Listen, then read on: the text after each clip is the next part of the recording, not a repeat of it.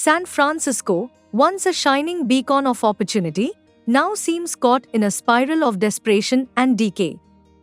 The gleaming skyline tells one story, but the streets below tell another, where tent cities have become as common as tech startups, and the crisis of homelessness seems to grow deeper by the day.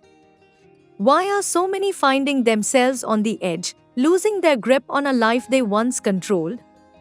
It's not just the price of rent, though it's hard to overlook the fact that even a closet-sized apartment costs as much as a luxury penthouse in most other cities. People are working 2-3 jobs just to scrape by, and still, it's not enough. When the bills pile up and the paycheck doesn't stretch, many are left with nowhere to go but the streets. And then, there's the other side, addiction. The opioid crisis, once a quiet storm, has now exploded into a full-blown catastrophe. Drugs are everywhere, cheap and deadly, offering a fleeting escape from the crushing weight of reality. The city has become a battleground between those seeking help and those profiting off their misery. And for many, that first hit is the beginning of a downward spiral that ends in homelessness as addiction shatters their world, pushing them further into the margins. It's easy to ask, how did it come to this, but much harder to find answers that go beyond the surface. What's undeniable, though, is that San Francisco's streets have become a place where the forgotten are left to fend for themselves, while the rest of the city races forward, seemingly indifferent. It's a clash of two worlds, a tech empire above and a sea of human struggle below, and each day, the gap between them widens. How do you think any of this can change? Drop a comment, let's talk, because these questions hang like a storm cloud over the city. I came to San Francisco, drawn by its fame and charm, only to be confronted with a chilling sight, an organized force of thieves moving through the city like shadows in a trance.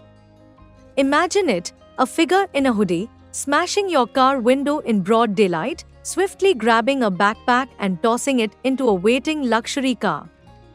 No one steps in. This scene plays out over 60 times a day, adding up to more than 2,000 car break-ins a month. How has one of the wealthiest cities in the world become a heaven for thieves?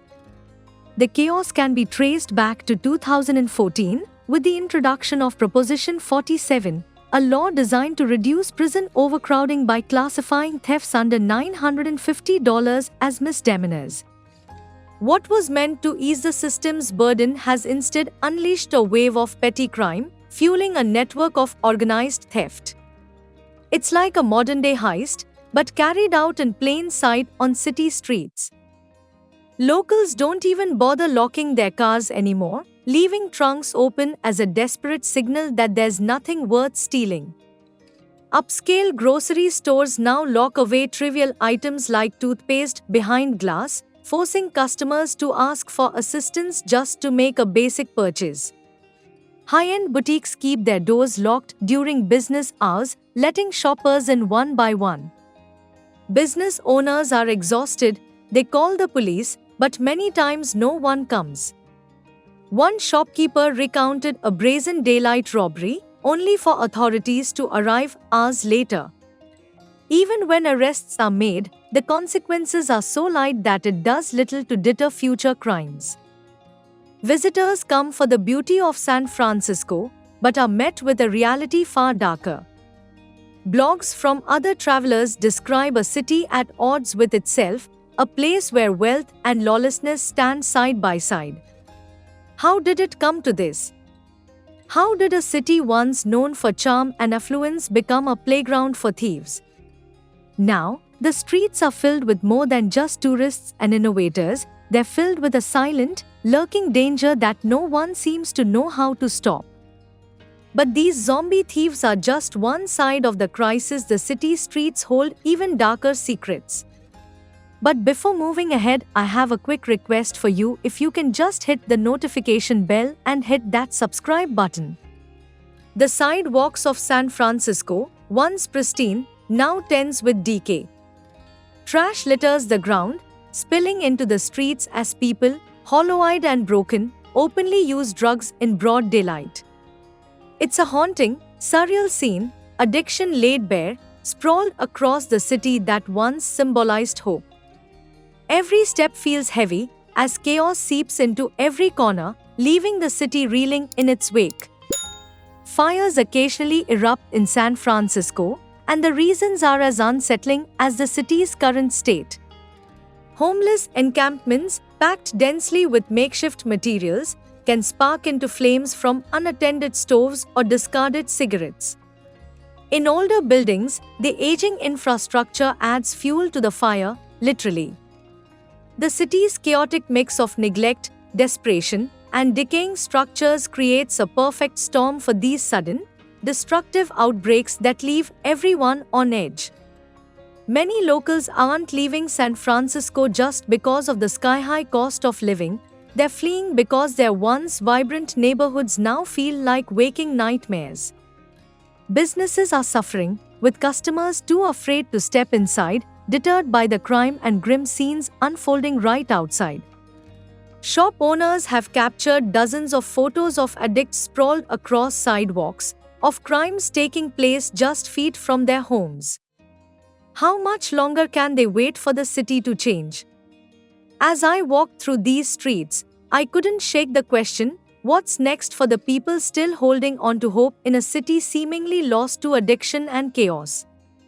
The haunting scenes I saw are just one part of a much larger crisis, a homelessness epidemic consuming entire neighborhoods. Picture yourself on Market Street, once a bustling artery of San Francisco's economic power. Today, the sleek glass facades of tech company headquarters still glisten in the sunlight, but venture a little farther, and the scene shifts. Sidewalks are lined with makeshift shelters, and the hum of city life feels far away. The iconic clang of the cable car echoes faintly, but it's drowned out by the stark reality of a city grappling with a growing, all-consuming crisis. As of recent estimates, around 7,000 to 8,000 people are experiencing homelessness in the city, with about 60% unsheltered, living on the streets, in vehicles, or encampments. Several key reasons contribute to the city's homelessness crisis. One major factor is the high cost of living, particularly skyrocketing housing prices. San Francisco has some of the most expensive real estate in the United States, making it difficult for many residents to afford rent. Even with rent control policies, housing insecurity is prevalent. Additionally, economic disparities have widened, with a sharp divide between the affluent tech sector and those who struggle with low wages or unemployment. Despite these efforts, the homelessness crisis remains deeply entrenched. Many argue that long-term solutions require systemic changes, including more affordable housing, better mental health infrastructure, and supportive services that prevent homelessness in the first place. San Francisco's struggle mirrors that of many other large U.S. cities, where economic pressures, insufficient social services, and growing inequality continue to exacerbate the problem. Let's move to a lighter note. For all the city's struggles, there are stories that transcend its chaos, like the life of Maria, a woman who may have unlocked the secret to longevity. Born in 1907, she lived her entire life in San Francisco and passed in January 2023 at an astounding 117 years old, earning her the title of the world's oldest living person. But it wasn't just Maria's age that left scientists puzzled, it was her body, which aged more slowly than expected, raising more questions than answers. What was her secret? How did she live so long with such vitality? Maria's life was one of simplicity, grounded in routine. Every morning began with exercise, she savored natural yogurt daily, and she spent hours basking in nature's beauty. But there was something deeper, her calm, unshakable emotional control. She avoided negativity, nurtured her relationships, and sought peace in a world full of chaos. Even at 105, she was playing piano, reading the newspaper, and living a life most could only dream of.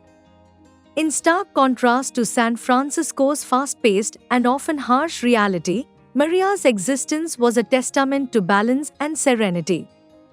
She lived by habits that seemed to unlock the key to a long, peaceful life, finding joy in nature, relationships, and quiet moments of reflection.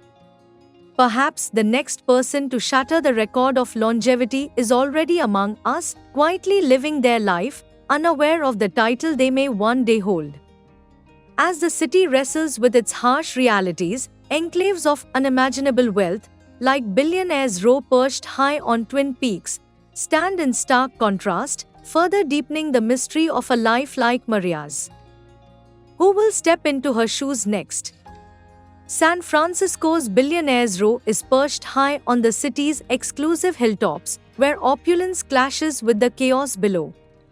Nestled in neighborhoods like Pacific Heights, these lavish mansions stand as silent symbols of extreme wealth, with sweeping views of the city and bay. Homes here, belonging to tech moguls and old money elites, boast price tags in the tens of millions. The sheer luxury is jaw-dropping: gated estates, sprawling gardens, and architectural wonders that feel worlds apart from the struggling streets below. It's a stark contrast, where unimaginable wealth coexists alongside a city grappling with homelessness and addiction. Billionaires Row in San Francisco is not just expensive, it's a realm beyond imagination. Take, for instance, the jaw-dropping sale in May 2014 when William Getty, nephew of the famous oil tycoon, sold his nearly 800 square meter villa for an astonishing $15.9 million. After a price cut, it finally went for $12.5 million. Then there's the record-setting $31 million sale in July 2015 of a sprawling 500 square meter villa owned by Chef Clay and businesswoman Rosanne Clay, which held the title of San Francisco's most expensive home for 7 months. As I wandered through the quiet, pristine streets of Billionaires Row, a sense of serenity enveloped me. With breathtaking views and private gated homes, it's clear why the wealthy are drawn here. The air feels cleaner, and the city's noise fades away, creating an oasis where the troubles of the outside world seem miles away. But this isolation brings a troubling disconnect from the struggles just a few miles away. The divide isn't merely physical, it's emotional, social, and economic. How did San Francisco, once a symbol of progress and unity, become so fractured? Can the city heal, or will the chasm between residents only grow? What do you think?